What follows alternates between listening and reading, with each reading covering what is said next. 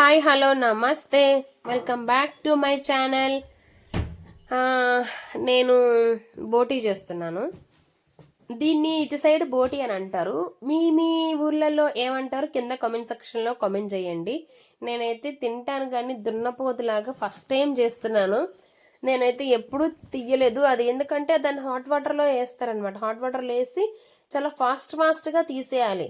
మా అక్కేమో ఈ కొంచెం సేపు సాయిబాబా అనుకోవే బాబు అనుకోని చెప్పి తీసేయి అనేసి అంటే, ఇంకా నేను మా అక్క వాళ్ళ అమ్మాయి మా అక్క ముగ్గురం కూర్చొని మా అక్క తీస్తుంటే నేను ఆర్తి కూర్చొని తీస్తూ ఉన్నాం అనమాట.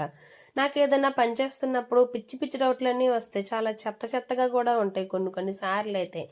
మా అక్క ఎలాగో భరించలేక నా ప్రశ్నలకి సమాధానాలు ఇస్తూ ఉంది. అక్క, అందరూ భోగి మంట రోజు భోగియే ఎందుకు వేస్తారు అని చెప్పి మా అక్కకి అడిగాను. యాక్చువల్లీ నాకు తెలియదు అనమాట. సో అందుకే అడిగితే మా అక్క ఉండి 2 స్టోరీలు చెప్పింది. అది ఎంతవరకు నిజమో తెలీదు.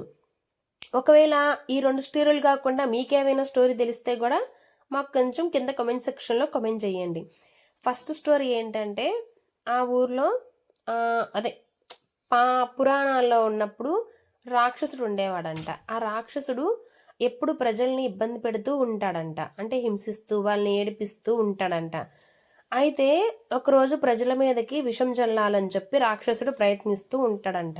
అయితే త్రిమూర్తులు ఉంటారు కదా, అంటే బ్రహ్మ విష్ణు మహేశ్వరులు, ప్రజల్ని కాపాడడానికి భోగి మంట వేస్తారంట.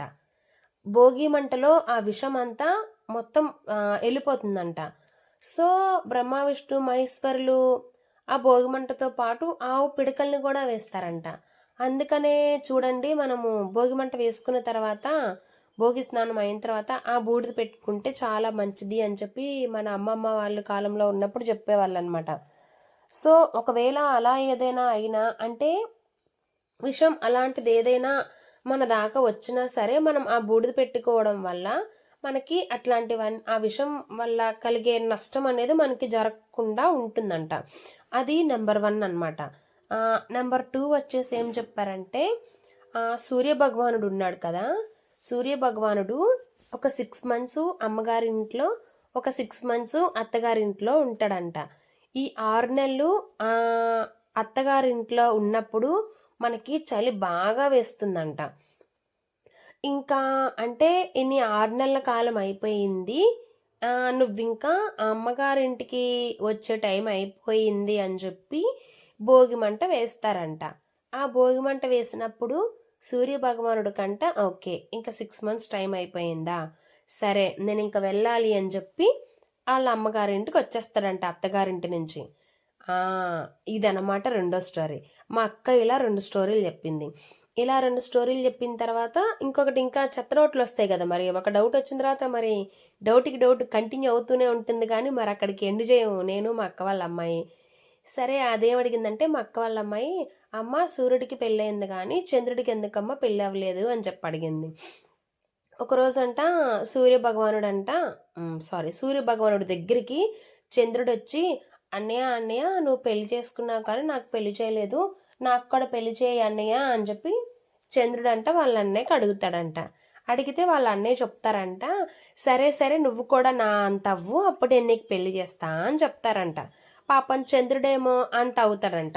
సూర్యుడు అంత అవగానే పౌర్ణమి రోజు ఏమవుతుంది, అందరూ సూర్య భగవాన్ని పూజిస్తూ ఉంటారు.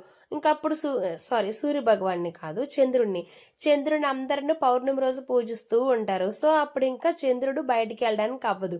సరే మళ్ళీ అయిపోయింది కదా అన్నప్పటికీ మళ్ళీ హాఫ్ మూన్ అయిపోతాడు, మళ్ళీ ఫుల్ మూన్ వస్తుంది, హాఫ్ మూన్ అయిపోతాడు, హాఫ్ మూన్ వస్తుంది, ఫుల్ మూన్ అయిపోతుంది.